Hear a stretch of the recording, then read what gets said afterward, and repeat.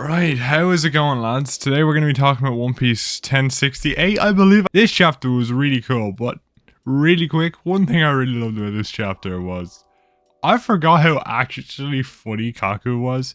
He just kind of, he just kind of chill, like, he's pretty chill, and then he just charges it. He's like trying to have fun with everything he does, which is pretty funny considering, they were basically, from what it looks like, the CP9 members were captured later on after their cover story, and because of their strength, they were turned into CP0 members.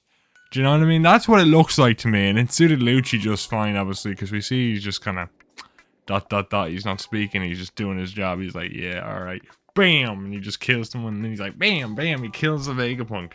Which, can we talk about that real quick? Let's just move straight on to that, right? That Rob Lucci basically kills the Vegapunk. Now, I do believe I was reading it for like a third time there, and I actually think he said, oh, you're still breathing. So it's not dead. But it, like, come on. It would have been interesting to have him die, though, or I guess, you know what I mean, have Atlas die. Because if she died, right, is it 1/8 or 1/7 or 1/6 of Vegapunk? Because, like, has he put all of it? He hasn't put all of his stuff into the 6 Vegapunks. So then it's 1/7. So 1/7 of Vegapunk's personality is completely gone. That would have been an interesting thing to sort of see what would happen, how the Punk Records works, and how it's kind of how they migrate over all the information that was lost, and what Vegapunk would do if one of his major clones was destroyed. I think that would be a massive, massive, interesting topic I would love to see from One Piece now, especially with them bringing in more sci-fi shit. It would be fantastic to see. I would love it, to be honest with you, right? And I don't know about you, okay? But I'm fascinated with what's going on at the minute, right? It's great, it's fantastic, there's so many questions. Frankie's gonna have a field day, he's gonna fight the giant robot at some point. That's what I'm praying for, lads. We saw with the Sasaki and Frankie fight in the anime that, man, they just know how to do Frankie fights, man. It's just wrestling, like straight up sumo wrestling sort of deals where he just slams you into the ground. Now they have to, alright, Frankie has to fight Jesus Burgess, man. Because here's what's gonna happen, right? They're gonna make a makeshift wrestling ring, and we're gonna have like an actual wrestling fight, you know what I mean? Like Frankie's The Rock, and Jesus Burgess is John Cena, right? And the reason I say that is because Frankie's gonna win. Yeah, The Rock. All right, do you know what I'm saying? We need something like that. All right, that's what I need in my life, bro, for the Frankie fights. I know everyone's like, oh no, but Sanji's gonna fight Jesus Burgess. I don't care, man. I want Frankie to find him, beat him up Rock style, start ripping off all the special moves and shit. And Jesus Burgess go, you can't see me. Actually, no. Shiryu has to do that reference and stuff like that. Should be gas. I'm not gonna lie, that shit would be hilarious. But you know what I'm saying, right? Like, with all this new sci-fi stuff that is coming into it, and with Vegapunk having like essentially like 6 different viewpoints constantly, I'd love to see what happens when that viewpoint is cut off. Like, does a part of his, if he returns them all to himself, is that part just missing, or is it because he stored all the previous data? Is it just the day she died that is missing and everything else is still there? The fundamental elements of that personality is still there for him to reconstruct a brand new robot, or to return to himself. Like, are we gonna is that how it's gonna work now, or we're gonna gradually throughout this arc have tiny pieces of his personality returned to him, right? Through them getting destroyed, and then we see the real Vegapunk near the end as the main antagonist, or as some other different character as a whole. Maybe what will happen is, right, now we know Vegapunk has something to give to Bonnie, hypothetically, right? He has something he wants to give to Bonnie. You know, he's like, I feel bad, I've been a bad guy, I did some bad shit, right? What if he's about to give that thing to Bonnie, yeah? And the evil Vegapunk finally gets destroyed. So that version of Vegapunk's personality returns at the very last minute, right? Like, literally, as they're handing it over, yeah? And as they're about to make contact, he pulls it away and he does some nefarious shit. Because the evil part of his personality was returned to him at last, after, let's say, Rob Lucci or Kaku finally fought them. I think that would be fascinating. To be honest with you, I think that'd be a great way to bring in an Vegapunk as an antagonist without having my idea of like Vegapunk 2 basically betraying all the other Vegapunks, which I still think would be a cool idea, but I think this idea would be even better. I'm not gonna lie to you. That would be fantastic. Alright. Now, I still don't see other members for the Straw Hats to fight. There's still only those core 3 named members. So it could be a thing. We do see now that we've got, what's it? Seraphim Boa, Seraphim Mihawk, and Seraphim Jinbei on the island, which I am excited for. And let me tell you why. Because I've been talking about what Zoro might do this arc. You know, is he going to be completely useless? He's just chilling on the ship. No, he's going to fight Baby Mihawk, bro. We know he's going to fight Baby Mihawk, alright? It's going to be a build-up to his fight against Mihawk, and it's going to be like showing off his new abilities he got when the Grim Reaper like stabbed him, you know what I mean? The Grim Reaper is going to strut his stuff. He's going to be like, yeah, the Grim Reaper Zoro, the King of Hell, you know what I mean? He's going to like do these shoulder movements, and he's going to be like, oh yeah, time to kill a robot child. Yeah, that sounds right. Okay. A body might just age him up to make him actual Mihawk, so it doesn't end up killing a child in the manga. That wouldn't look good, would it now? So they might do something better there, in my opinion. They probably will end up aging up some of the Seraphim. I am looking forward to that and to see what goes on there. I don't know about you, but that is great. Kaku, as I said earlier on, fantastic. Really enjoying him back in the story. I didn't remember how cool he was. I now think what we're going to get is possibly Jinbei fighting his own Seraphim. Okay. Nami or Robin fighting Boa.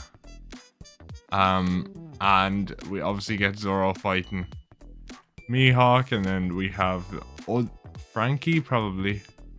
Frankie fights some sort of giant robot. There is going to be some sort of giant robot in this arc, and Frankie's going to fight it. I don't care what you say.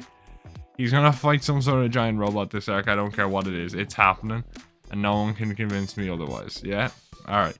And then, actually, no. Nami's going to fight Boa. Robin's gonna fight Stussy. Yeah. Sanji might actually fight Kaku, I'd say.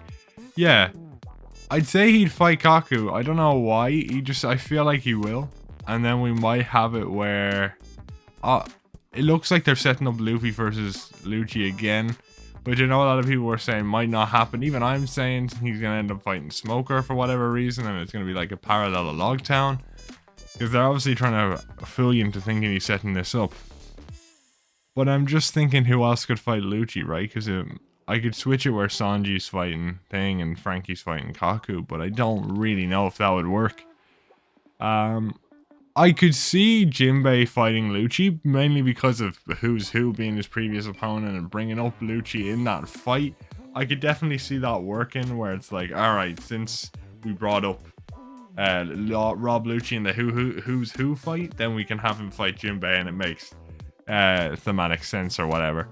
And that would be interesting, because we're not, I don't know, is Rob Lucci like bad in that sense of the word, like a sort of a bigoted person like that? Is that going to be a vibe? Because I don't think any of the CP0 members are really. I just feel like they're just doing a job, yeah? So, and not to say that's going to be the main topic of Jinbei's fight, I'm just saying because it relates to Who's Who, are they going to have that tie in as well? Or are we going to see that Rob Lucci's better at his job solely because he just gets the job done? He doesn't let, he doesn't let bad views or views that inhibit his way of work to the highest degree incorporate into his mentality. He just gets the job done.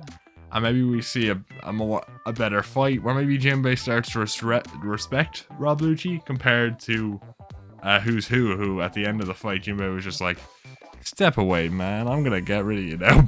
And just kicks his ass with one punch, you know what I'm saying? Jinbei the GOAT, you know what I'm saying? I don't know, I love Jinbei, lads. I don't know what it is. Well, I do know what it is. He's just really, I like the fact that he's like the chill guy of the group. You know, he's level-headed. He's still enjoying himself. He's still having a laugh. But he's level-headed as well, you know? He can make decisions. He can do shit right. But he's also just enjoying being around Luffy, because Luffy is this amazing thing to him. It's like some supernatural being just of joy and laughter. And I feel like that's something great to see because I don't know, it's just great for me. And that's why I love Jinbei a lot. And he has a really compelling backstory that ties into Nami and ties into the whole big thing about Fishman in the post-time skip arc, and even stuff that was brought up pre-time skip. Brings more light into characters like Arlong, gives more relevance to the Revolutionary Army with his relation to Cola, to, what is that her name? Koala, sorry. And he also does a lot of stuff with, Kizaru. He's potentially going to fight Kizaru, because if I remember, Kizaru was the one who brought in Fisher Tiger. So it would make sense for him to fight Kizaru, and I just think Jinbei's great. And I've derailed this whole conversation just to talk about that. So yeah, Jinbei's great. Top 4 Straw Hats, what can I say? Yeah, alright. Yeah, but I'm really excited to see what happens with this arc. And interestingly enough, I want to point out, they talk about in this arc, they say this right here, right? They talk, Stussy, where is it? Yeah, this takes me back, right? And it's easy to interpret it as, alright, Stussy's been a CP0 member for what seems like a long time, right? She's been undercover in the black market for ages. It's important to think that possibly all the dirt they have on Vegapunk is probably true Stussy, because we could assume this was all found out through the black market. Maybe Vegapunk was selling some technology or looking for some technology to help advance his studies through the black market, and obviously Stussy, being an underworld boss, found out about this, and this is how all this shit went down. Right? It's entirely possible. So, it takes me back could mean that she's just been there a lot. You know, she's CP0, she's probably been there a lot, dropping off shipments, getting new weapons and stuff. But it has to mean something more. Right? We know a decent bit about these other CP0 members because they were in NS Lobby. We know a little bit about Rob Lucci. We don't know much about Kaku, but we do see a lot more of him in the NS Lobby and Water 7 arcs. So it's like, okay, we have a pretty good grasp on who he is. But what's interesting to me is that this could be taken a number of different ways. Stussy could have been experimented on. Stussy could have known Vegapunk in some way. There's a lot of ways to go about it. Are we going to see Stussy? You know, Stussy is obviously not a good person, of course. But she talked pretty candidly with Morgans. So are we going to see her switch sides? Probably not. But I'm just thinking about it, right? What could Stussy be talking about here where it takes her back? It'd be interesting to see her be experimented on. Maybe she was some result of some experiment. Or maybe she's just related to someone on the island. I don't know. But her being raised on Egghead originally would be an interesting idea. Each chapter has been setting up essentially new mysteries, and I really enjoy that because there's just so much to just dig into with that. And even the fact, like, where is Vegapunk going? Right? He's obviously teleporting to the ship, and that's probably how they're gonna get Zoro involved, because he just teleports immediately, right? Like, Luffy is like, what are you doing, man?